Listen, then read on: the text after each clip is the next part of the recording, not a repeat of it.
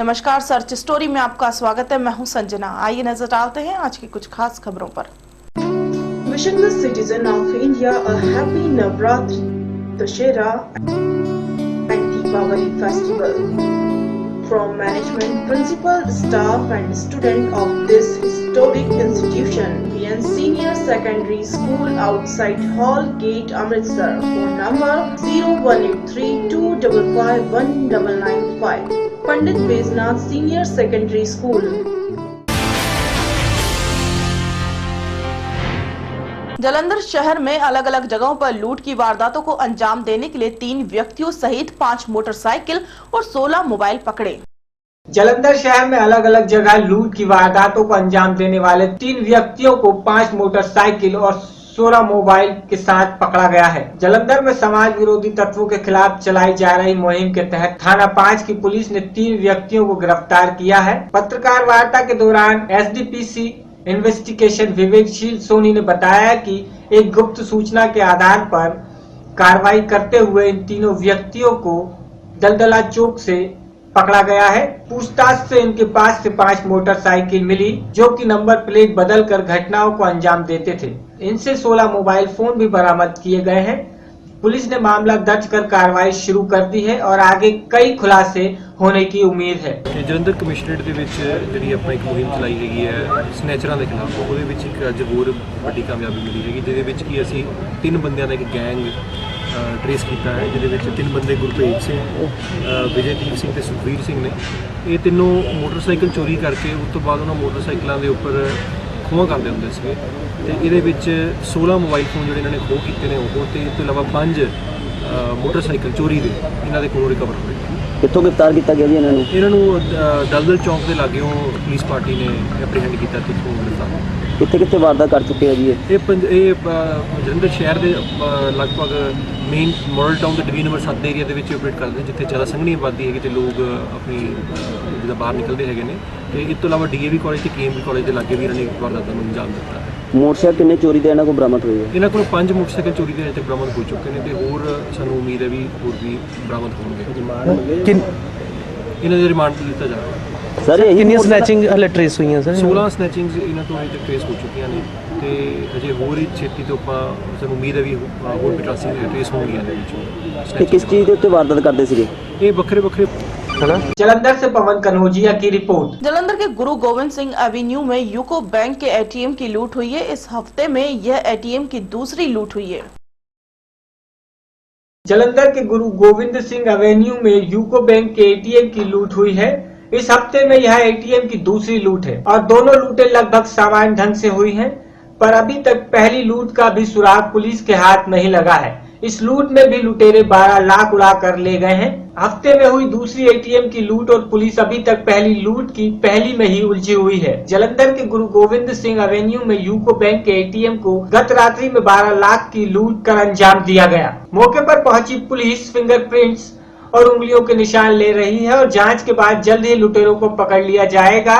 पहले एटीएम लूट के बारे में पूछने पर उन्होंने बताया है कि अभी भी जांच चल रही है, यहाँ भी बिल्कुल सही ढंग से एटीएम लूटा गया है। एटीएम लूट जालंधर पुलिस के गले की फांस बन गई है। अभी पहले एटीएम लूट की गुत्थी सुलझी नहीं थी कि लुटेरों ने फिर उसी अंदाज में एक और एटीएम लूटने में कामयाबी हासिल की है। अब यहाँ तो आने वाला समय ही बताएगा कि पुलिस इन लुटेरों को पकड़ने में कामयाब होती है या चोर पुलिस की आंख मिचौली का यह सिलसिला चलता ही रहेगा। उन्हें थोड़ी देर के पहले सानू मैसेज मिली है गुरु गोबिंद सिंह एवेन्यू में यूको बैंक पे एटीएम तोड़ के पैसा कट के कुछ व्यक्ति ने लेके गए। असी इतने मौका पर आके पहुंच के तफ्तीशी शुरू कर दिया है। साढ़े फिंगरप्रिंट टीम वाले भी बुला के फिंगरप्रिंट भी कलेक्ट कर रहे हैं। बाकी तफ्तीशी अमले से ध्यान दी जाएगा। करीब 12 लाख की लाश हुई है। सारे एनालिसिस कर रहे हैं, जितनी लीड मिल रहे हैं उसके हिसाब से आगे तफ्तीश लेके जाएंगे। मंडी में भी हुआ, मंडी में हुआ तो वो भी ऐसी पेंडिंग पड़ा मामला, उसके बारे में उसको भी हमारा तफ्तीश चल रहे हैं। उसका और इसी इंसिडेंट का दोनों का मोरल सेम लग रहे हैं। हम इसके बारे में दोबारा वर्कआउट करेंगे। बार एटीएम पे निशाना लगाया जा रहा है। कोई एटीएम के लिए कोई स्पेशल ड्राइव ऑर्गेनाइजेशन की तरफ से कोई ध्यान क्यों नहीं दिया जा रहा है? नहीं, पहले ही साढ़े वालों बैंक ऑर्गेनाइजेशंस मैनेजमेंट पे इनके तालमेल मीटिंग हो चुकी है। सारे ऐसे इन्होंने ब्रीफ भी दी गई हैं फिर भी इसी इंसिडेंट्स ऐसा हो जाती हैं। बट इसको प्रिवेंशन करने के लिए साढ़े पेट्रोलिंग भी हमने बढ़ा दिया, पीछे हैं अकेला जो भी ATM है उसको भी हम ज़्यादा ध्यान दे रहे हैं। बट ये इंसिडेंट थोड़ा नेगेटिव इंसिडेंट है, हम इसको ध्यान दे देंगे, वेरीफाई कर देंगे। जालंधर से पवन कनौजिया की रिपोर्ट। रोहतक जिले के बहु अकबरपुर गांव स्थित कहानोश शाखा की पटरी में अचानक दरार आ गई, जिसके चलते सैकड़ों एकड़ फसल खराब होने का डर किसानों को सताने लगा है। रोहतक जिले के बहु अकबरपुरा गांव स्थित कहानोश शाखा की पटरी में अचानक दरार आ गई, जिसके चलते सैकड़ों एकड़ फसल खराब होने का डर किसानों को सताने लगा है। फिलहाल सिंचाई विभाग के अधिकारियों ने नहर में आने वाले पानी को बंद करवा दिया है और नहर की टूटी हुई पटरी को ठीक करने का काम किया जा रहा है। सुबह लगभग 4 बजे कहानोश शाखा की पटरी में दरार आ गई और यह दरार बढ़ती चली गई, जिसके चलते लगभग 6 मीटर कट पटरी में हो गए हैं। इस कट से नहर का पानी सैकड़ों एकड़ में फैल गया है। इस जमीन में धान की कटी हुई फसल के अलावा कपास, ईख व अभी गेहूं की फसल की बिजाई की गई है। अब किसानों को यह डर सताने लगा है कि फसल तो बर्बाद हो गई है, साथ ही अब इन खेतों में भी वे किस फसल की बिजाई नहीं कर पाएंगे। मौके पर पहुंचे सिंचाई विभाग के SDO राहुल ने बताया है कि एक पेड़ की जड़ में से पानी लीक होने की वजह से यह दरार आई है। फिलहाल पानी को कम करवा दिया गया है और पटरी को ठीक करने का काम शुरू कर दिया गया है। उन्होंने कहा कि गेहूं की अभी बुआई फसल को नुकसान हुआ है। कहाँ के रहने वाले हैं? बहू के जी बताइए क्या हुआ था? ये ज़्यादा भरी हुई नहर थी, ये धान भी हमारे लोगों के खूब बह गए, कटे कटाए बह रहे हैं और नुकसान गेहूँ भी ज़्यादा वो रखे थे और घरों पे धान बह गए। आप भी जाकर देख लो, खूब बहे हुए हैं, बहुत नुकसान है। ये तो वैसे कह रहे हैं। क्यों टूटी है, क्या कारण रहे हैं? ये ज़्यादा पानी छोड़ रखा था और फुल ज़्यादा भरी हुई थी नहर, ये इस करके टूटी है। कितने एकड़ में जो नुकसान हुआ होगा? नुकसान तो ये कम से कम भी 100-150 किलो में होगा। गाँव के साथ में पानी पहुँचेगा, बोले रखे किले। तो आप लोगों को कब पता चला? हमें तो सुबह पता लगा है। अधिकारी कब पहुँचे? अब अधिकारी भी सुबह आए, जब दाब पड़ी है इनके ऊपर जब आए तो नुकसान मानते हैं? नुकसान मान कर जाओ, देखो बहुत नुकसान हो गया गांव में। और अंदर जाके देखो, पर गोर जाके रोड पर गए तो आपको पता चलेगा पूरा कितना नुकसान होया गाँव में पूरा। बहुत किले तो तान झड़े पड़े थे, जिसके कारण वो सब बह गए। जो ट्रली में लोड नहीं हुए थे, जालिए गाँव के साथ में हो बिल्कुल जिस किसान के थे वह बेचारे सन भी हरियाण झाड़े थे, झाड़ रहे थे, तड़के लोड करे हैं, बह गए वो सब। मतलब कितना नुकसान हुआ और कब ये टूटी है? ये कल शाम को या रात को टूटी ला रहे। शाम में तो पता नहीं, रात को ही होया कुछ ना कुछ। कितने एकड़ में नुकसान हुआ होगा? दानों में कम से कम 50-60 किलो वाड़े दाऊं दान थे, जिसमें कट्टे भी पड़े थे, काटने भी रह रहे हैं और जो झड़ रहे थे किला में पड़े थे, बह गए वो सब। अधिकारी कब तक पहुँचे हैं? अधिकारी तो सुबह आए हैं, रात को तो कोई भी नहीं आया। 3-4 बजे के करीब कोई का आया है, रात को कोई नहीं आया। सूचना कैसे मिली कि नहर टूटी हुई? सूचना तो इधर जिसके धान धुंधे और खाली थे, उन्होंने देखा भाई पानी आ गया, जब उन्होंने फोन करे हैं पहले दारा धो रहे और नहर में जब कोई आया। रोहतक से दिनेश कौशिक। कुरुक्षेत्र में कड़ी सुरक्षा के बीच एस्टेंट की परीक्षा के लिए रवाना हुए पेपर, मौके पर भारी सुरक्षा बल तैनात। कुरुक्षेत्र में कड़ी सुरक्षा के बीच एस्टेट की परीक्षा के लिए रवाना हुए पेपर, मौके पर भारी सुरक्षा बल, प्रशासनिक अधिकारी और शिक्षा विभाग के अधिकारी मौजूद। प्रशासन, शिक्षा विभाग और शिक्षा बोर्ड की अलग अलग फ्लाइंग स्क्वाड टीमें बनी।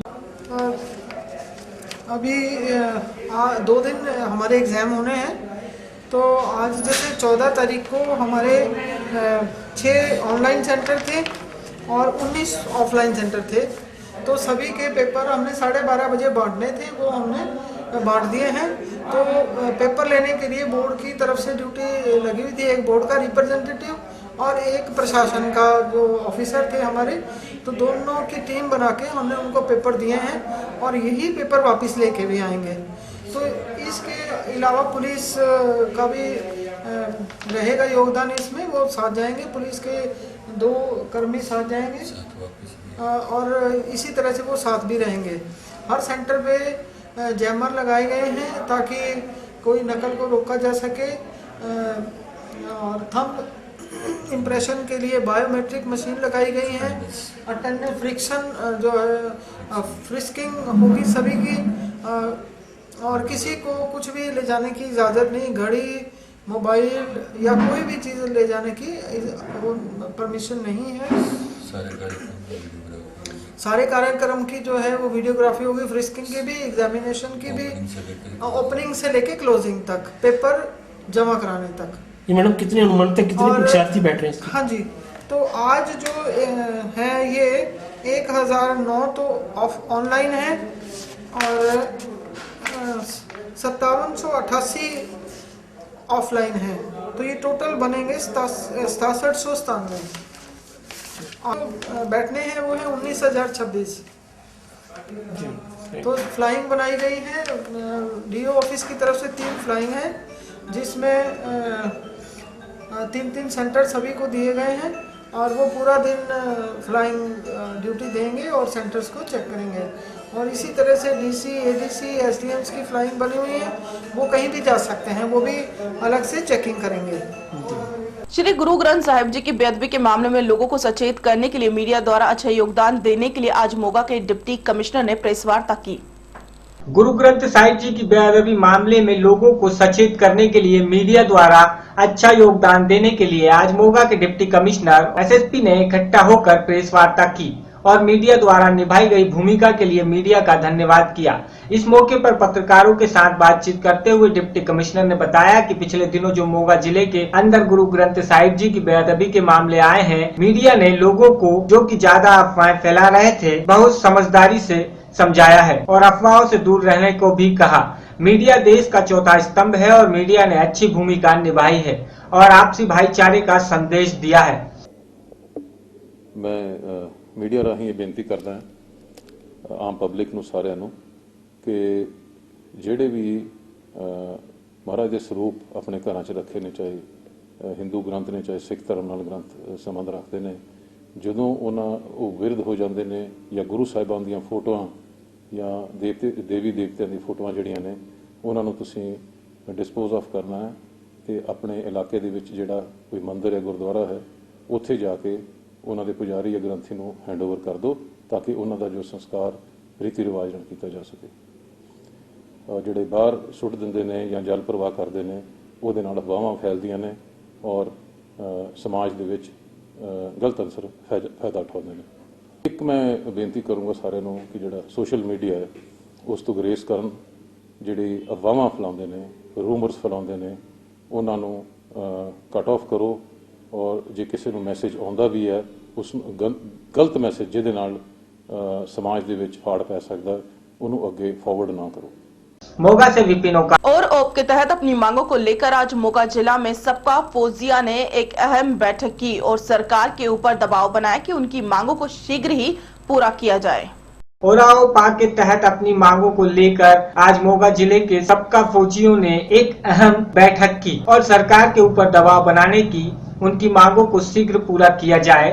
पिछले लंबे दिनों से जो लगातार दिल्ली से सबका फौजी अपनी मांगों को पूरी करवाने के लिए संघर्ष कर रहे हैं, सरकार को उस बारे में सोचना चाहिए। सबका फौजियों ने बताया है कि सरकार ने उनकी मांगे दिवाली तक पूरी करने का भरोसा दिया था, लेकिन उनकी मांगे पूरी तरह से मानी नहीं गई है। फौजी जो देश की सेवा करते हैं उनको मजबूरन ही सेवा के दौरान मिले पदक सरकार को वापस करने पड़ रहे हैं। सरकार को इस ओर ध्यान देना चाहिए और उनकी मांगों को जल्द मानकर पूरा करना चाहिए। उन्होंने कहा है कि अगर सरकार ने उनकी मांगे नहीं मानी और मोगा में मिले पदक भी सरकार को मजबूरन वापस कर देंगे। मेरा नाम चितरंजन सिंह चीमा है। मैं एयरफोर्स तो एज ए सार्जेंट रिटायर होया 15 साल की नौकरी करके 15 साल से 4 महीने की नौकरी करके ਇਹ ਜਿਹੜਾ ਸੀਗਾ ਸਾਡਾ ਇਹ 1 ਰੈਂਕ 1 ਪੈਨਸ਼ਨ ਮੈਂ ਪੰਜਾਬ ਗਵਰਨਮੈਂਟ 에ਅਰਫੋਰਸ ਛੱਡਣ ਤੋਂ ਬਾਅਦ ਪੰਜਾਬ ਗਵਰਨਮੈਂਟ ਸਰਵਿਸ ਜੁਆਇਨ ਕੀਤੀ ਸੀਗੀ ਔਰ 1982 ਦਸੰਬਰ ਵਿੱਚ ਕਿਉਂਕਿ ਸਾਡੀ ਇਹ ਲੜਾਈ ਜਿਹੜੀ ਹੈਗੀ ਹੈ 1 ਰੈਂਕ 1 ਪੈਨਸ਼ਨ ਦੀ ਬਹੁਤ ਦੇਰ ਤੋਂ ਚੱਲੀ ਆ ਰਹੀ ਹੈ, 1973 ਤੋਂ ਚੱਲੀ ਆ ਰਹੀ ਹੈ। 1982 ਵਿੱਚ ਸੁਪਰੀਮ ਕੋਰਟ ਨੇ ਫੈਸਲਾ ਦਿੱਤਾ ਸੀਗਾ कि 1 रैंक 1 पेंशन गवर्नमेंट लागू करे, लेकिन 1982 दसंबर के सुप्रीम कोर्ट के फैसले के बावजूद भी यह नहीं दी गई है। हुण तक किसी भी गवर्नमेंट वालों कितनी गवर्नमेंट आई और किसी ने इस चीज़ वाल ध्यान ही नहीं दिता है। तो हुण यह मंग जी हुण फिर रीसेंटली पिछले अरसे ਸੁਪਰੀਮ ਕੋਰਟ ਦੇ 2 ਰੂਲਿੰਗ ਫਿਰ ਆਏ ਨੇ ਗਵਰਨਮੈਂਟ ਨੂੰ ਕਿ ਇਹ ਜਿਹੜੇ ਹੈਗਾ ਵਨ ਰੈਂਕ 1 ਪੈਨਸ਼ਨ ਸਾਬਕਾ ਸੈਨਿਕਾਂ ਨੂੰ ਪੂਰਵ ਸੈਨਿਕਾਂ ਨੂੰ ਦਿੱਤੀ ਜਾਵੇ। ਲੇਕਿਨ ਇਸ ਦੇ ਬਾਵਜੂਦ ਵੀ ਗਵਰਨਮੈਂਟ ਨੇ ਡਿਲੇ ਹੀ ਇਸ ਨੂੰ ਕੀਤਾ ਹੈਗਾ ਕਿ ਬਾਰ ਡਿਲੇ ਕਰ ਰਹੇ ਨੇ।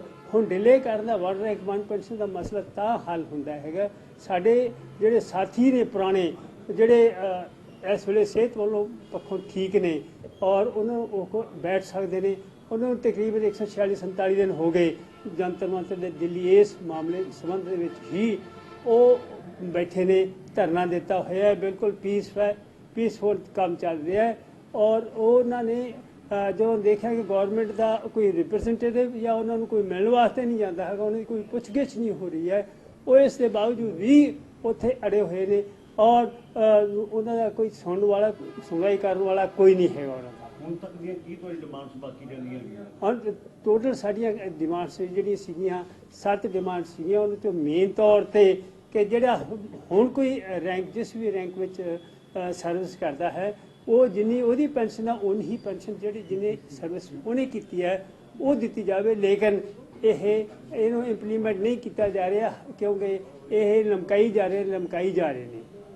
ਜਿਵੇਂ ਕਿ ਕੁਝ ਸੂਤਰਾਂ ਤੋਂ ਪਤਾ ਲੱਗਿਆ ਵੀ ਸਾਬਕਾ ਫੌਜੀਆਂ ਨੇ ਫੈਸਲਾ ਕੀਤਾ ਕਿ ਜਿਹਨਾਂ ਦੀ ਡਿਮਾਂਡ ਨਹੀਂ ਮੰਨੀਆਂ ਜਾਂਦੀਆਂ ਤੇ ਉਹ ਆਪਣੇ ਜਿਹੜੇ ਮੈਡਲ ਹੈਗੇ ਨੇ ਉਹ ਸਰਕਾਰ ਨੂੰ ਵਾਪਸ ਹਾਂ ਇਹ ਜਿਹੜੀ ਅਸੀਂ ਹੈਗੀ ਹੈ ਇਹ ਮੰਗ ਦੇ ਵਾਸਤੇ ਸਾਡੇ ਜਿਹੜੇ ਸਾਬਕਾ ਸੈਨਿਕ ਉੱਥੇ ਬੈਠੇ ਹੋਏ ਨੇ ਉਹਨਾਂ ਨੇ ਜਿਹੜਾ ਉਹਨਾਂ ਨੂੰ ਹਾਜ਼ਰੀ ਦੇ ਜਿਹੜੇ ਅਵਾਰਡ ਮਿਲੇ ਹੋਏ ਨੇ ਮੈਡਲ ਮਿਲੇ ਹੋਏ ਨੇ ਉਹ ਮੈਡਲ ਵੀ ਪਹਿਲਾਂ ਵੀ ਵਾਪਸ ਕਰ ਚੁੱਕੇ ਨੇ ਬਹੁਤ ਸਾਰੇ ਔਰ ਹੁਣ ਵੀ ਉਹ ਵਾਪਸ ਕਰੀ ਜਾ ਰਹੇ ਨੇ। ਇਸ ਪ੍ਰੋਸੈਸ ਚੱਲ ਰਿਹਾ ਇੱਕ ਪ੍ਰੋਗਰਾਮ ਚੱਲ ਰਿਹਾ ਲੇਕਿਨ ਗਵਰਨਮੈਂਟ ਦਾ ਹਾਲ ਤੱਕ ਵੀ ਇਹਦੇ ਵੱਲ ਕੋਈ ਖਾਸ ਜ਼ਿਆਦਾ ਧਿਆਨ ਨਹੀਂ ਗਿਆ, ਨਾ ਹੀ ਉਹਨਾਂ ਨੇ ਕੋਈ ਨੋਟੀਫਿਕੇਸ਼ਨ ਇਹਦਾ ਇਸ਼ੂ ਕੀਤਾ ਹੈ। ਜਿੰਨੀ ਦੇਰ ਤੱਕ ਇਹਦਾ ਨੋਟੀਫਿਕੇਸ਼ਨ ਨਹੀਂ ਇਸ਼ੂ ਕੀਤਾ ਜਾਂਦਾ ਉਨੀ ਦੇਰ ਤੱਕ ਸਾਨੂੰ ਬਿਲਕੁਲ ਹਨੇਰੇ 'ਚ ਰੱਖਿਆ ਜਾ ਰਿਹਾ, ਸਿਰਫ ਇਹ ਬਿਆਨਬਾਜ਼ੀ ਕੀਤੀ ਜਾ ਰਹੀ ਹੈ। ਜੇਕਰ ਆਪਾਂ ਮੋਗੇ ਦੀ ਗੱਲ ਕਰੀਏ ਕਿ ਇੱਥੇ ਵੀ ਸਾਬਕਾ ਫੌਜੀ ਜਿਹੜੇ ਆਪਣੇ ਮੈਡਲ ਵਾਪਸ ਕਰਨਗੇ ਸਰਕਾਰ ਨੂੰ ਜੇਕਰ ਆਪਣੀ ਇਸ ਚੀਜ਼ ਤੇ ਧਿਆਨ ਦਿੱਤਾ ਜਾਵੇ ਤਾਂ ਇਥੋਂ ਦੇ ਸਾਬਕਾ ਸੈਨਿਕ ਵੀ ਮੈਡਲ ਵਾਪਸ ਕਰਨ ਵਾਸਤੇ ਤਿਆਰ ਹੋ ਜਾਣਗੇ। ਗਵਰਨਮੈਂਟ ਨੇ ਜਨਵਰੀ 2006 ਤੋਂ ਆਪਣਾ ਏਰੀਅਰ ਜਿਹੜਾ ਸੁਪਰੀਮ ਕੋਰਟ ਨੇ ਲਾਗੂ ਕਰਵਾਇਆ ਸੀਗਾ ਉਹ 1 ਜਨਵਰੀ 2006 ਤੋਂ ਲਾਗੂ ਹੋ ਗਿਆ। ਸੁਪਰੀਮ ਕੋਰਟ ਦਾ ਆਰਡਰ ਆ ਚੁੱਕਿਆ। ਇਸ ਹਿਸਾਬ ਦੇ ਨਾਲ ਹੁਣ ਹੋਇਆ ਕੀ ਹੈ ਕਿ ਕੁਝ ਫੌਜੀਆਂ ਦਾ ਏਰੀਅਰ ਜਿਹੜਾ ਹੈਗਾ ਉਹ ਪਾ ਰਹੇ ਬੈਂਕਾਂ ਦੇ ਵਿੱਚ, ਕੁਝ ਏਰੀਅਰ ਅਜੇ ਤੱਕ ਆਇਆ ਨਹੀਂ ਹੈ। ਸਾਡੀ ਇਹ ਮੰਗ ਹੈ ਕਿ ਇਹ ਸਾਰਿਆਂ ਦਾ ਕਿਉਂ ਨਹੀਂ ਰਿਲੀਜ਼ ਕੀਤਾ ਗਿਆ। ਇਹਦੇ ਵਿੱਚ ਬਾਕੀ ਜਿੰਨੇ ਵੀ ਬੰਦੇ ਰਹਿੰਦੇ ਅਸੀਂ ਸਾਡੀ ਮੰਗ ਇਹ ਹੈ ਕਿ ਸਾਰਿਆਂ ਨੂੰ ਦੀਵਾਲੀ ਤੋਂ ਪਹਿਲਾਂ ਗਵਰਨਮੈਂਟ ਨੇ ਕਿਹਾ ਸੀਗਾ ਵੀ ਸਭ ਤੋਂ ਪਹਿਲਾਂ ਇਹ ਦੀਵਾਲੀ ਤੋਂ ਪਹਿਲਾਂ ਮਿਲ ਜਾਊਗਾ, ਸਾਡੇ ਇੱਕ ਕ੍ਰੈਡਿਟ ਇਹ ਆਇਆ ਨਹੀਂਗਾ। ਇਸ ਕਰਕੇ ਅਸੀਂ ਮੰਗ ਰੱਖਦੇ ਹਾਂ ਕਿ ਸਾਡਾ ਛੇਤੀ ਤੋਂ ਛੇਤੀ ਇਹ ਮਸਲਾ ਹੱਲ ਕੀਤਾ ਜਾਵੇ। ਵਨ ਰੈਂਕ 1 ਪੈਨਸ਼ਨ ਨੂੰ ਲੈ ਕੇ ਬੜੀ ਦੇਰ ਤੋਂ ਜਿਹੜਾ ਹੈਗਾ ਉਹ ਚੱਲ ਰਿਹਾ ਤੁਹਾਡਾ ਇਹ ਸੰਘਰਸ਼। ਜਿਹੜਾ ਵਨ ਰੈਂਕ 1 ਪੈਨਸ਼ਨ ਦਾ ਆਪਣਾ ਮਸਲਾ ਚੱਲ ਰਿਹਾ ਇਹਦੇ ਬਾਰੇ ਵੀ ਦਿੱਲੀ ਦੇ ਵਿੱਚ ਗੱਲਬਾਤ ਹੋ ਰਹੀ ਹੈ, ਧਰਨੇ ਵੀ ਲੱਗ ਰਹੇ ਆ।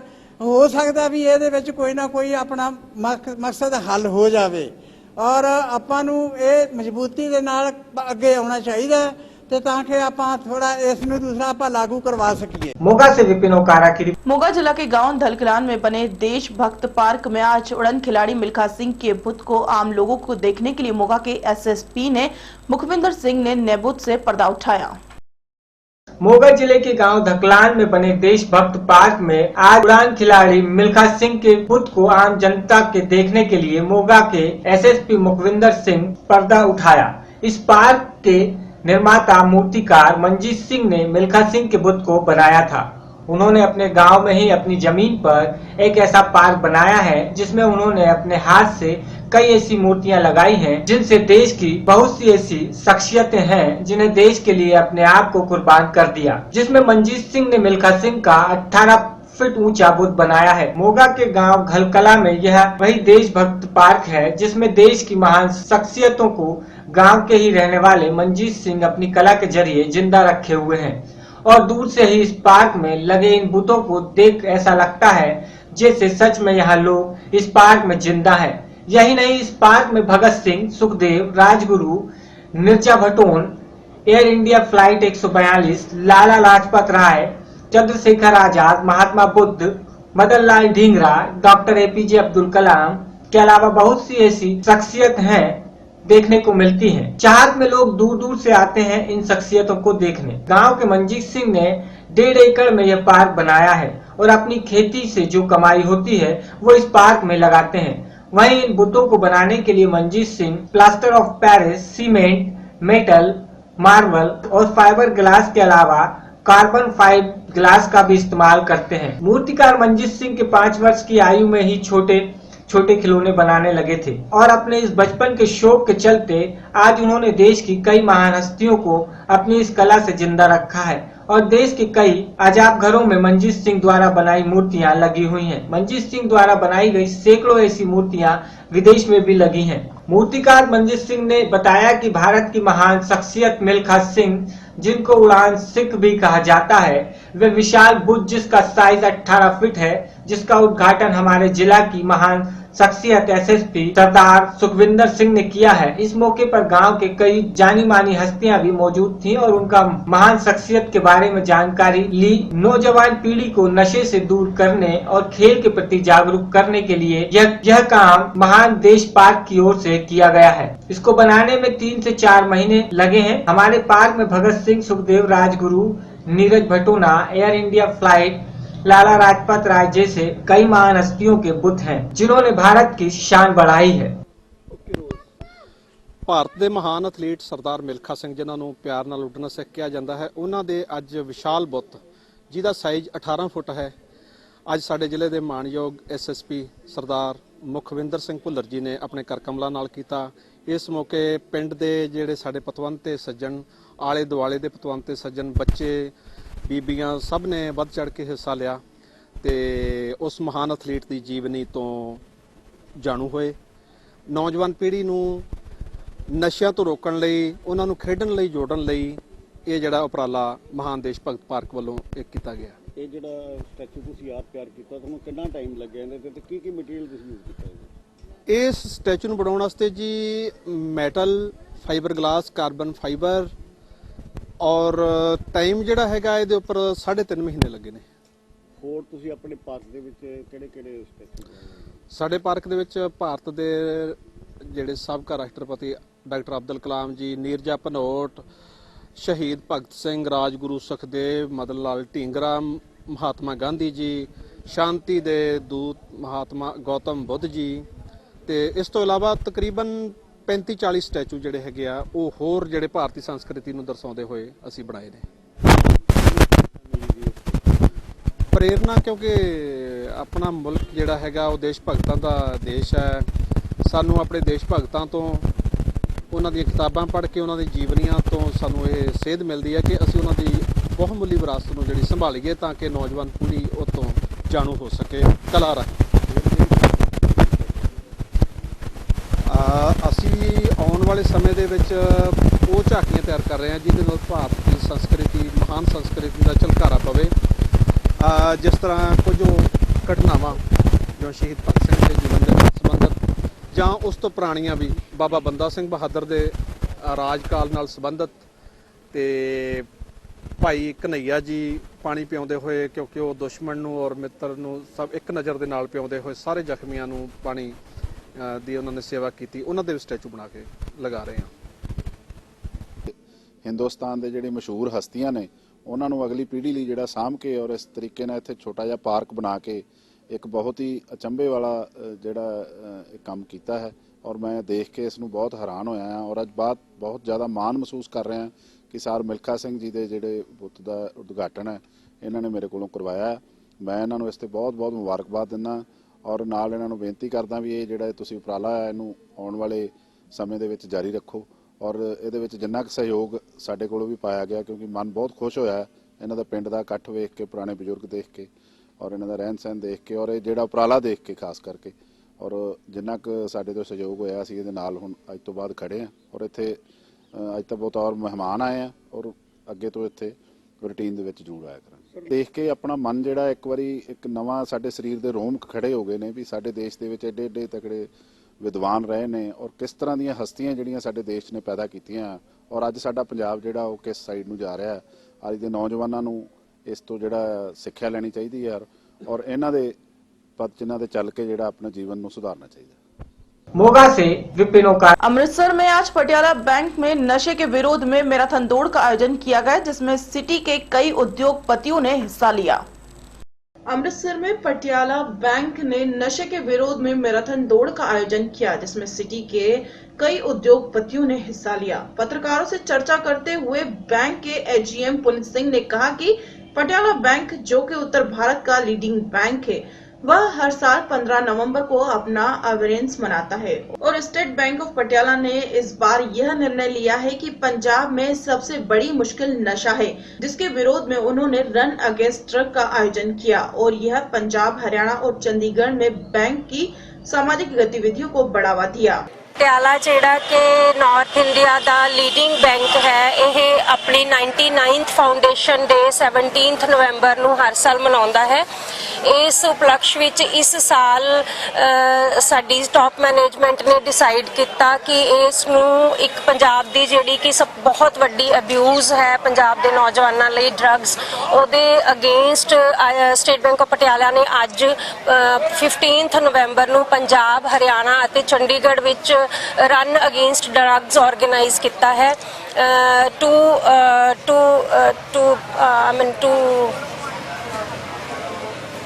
ਕਾਰਪੋਰੇਟ ਸੋਸ਼ਲ ਰਿਸਪੌਂਸਿਬਿਲਟੀ ਨਿਭਾਉਂਦੇ ਹੋਏ ਸਟੇਟ ਬੈਂਕ ਆਫ ਪਟਿਆਲਾ ਨੇ ਪੰਜਾਬ, ਹਰਿਆਣਾ ਤੇ ਚੰਡੀਗੜ੍ਹ ਵਿੱਚ ਅੱਜ ਰਨ ਅਗੇਂਸਟ ਡਰੱਗਸ ਕੀਤਾ ਹੈ। ਇਹ ਬੈਂਕ ਨੇ ਆਪਣੀਆਂ ਜਿਹੜੀਆਂ ਵੇਰੀਅਸ ਕਾਰਪੋਰੇਟ ਸੋਸ਼ਲ ਰਿਸਪੌਂਸਿਬਿਲਟੀਜ਼ ਹਨ, it is one of them। Thank you.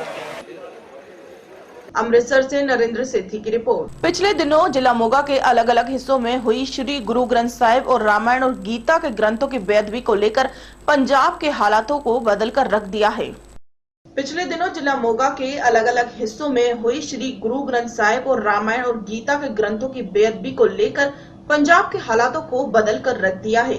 लोगों के दिलों में इस घटना को लेकर बहुत दुख है। लोगों को शांति बनाए रखने और इस दुख की घड़ी में भगवान से प्रार्थना करने की अपील की जा रही है। वहीं आज मोगा के श्री बी अंदेश्वर महादेव शिव मंदिर में श्री रामायण जी के अखंड पाठ का भोग डाला गया, जिसमें जिला मोगा की धार्मिक और सामाजिक जनतेबंदियों के अहदेदारों ने हिस्सा लिया और विशेष तौर पर बीजेपी के पंजाब प्रधान कमल शर्मा मोगा पहुंचे और संबोधन किया। इस समय मोगा के बीजेपी के अहदेदारों के सिवा अकाली दल की ओर से कोई भी नहीं पहुंचा। इस मौके पर बीजेपी के पंजाब प्रधान कमल शर्मा ने बताया कि जो पंजाब के हालात बने हुए हैं, हमें मीडिया बताए कि हम क्या करें, जो आप बताओगे हम वही करेंगे। उन्होंने कहा कि सिर्फ बीजेपी ही नहीं, सभी पार्टियों को बहुत संयम से चलना होगा। जो पिछले दिनों तरनतारन के पास सरबत खालसा में हुआ है, उसमें जो कांग्रेस ने भूमिका अदा की है, क्या कांग्रेस को ऐसी भूमिका अदा करना चाहिए थी? बेअंत सिंह के हथियारों का जत्थेदार बना दिया गया और कांग्रेस के बड़े नेता वहां मौजूद थे।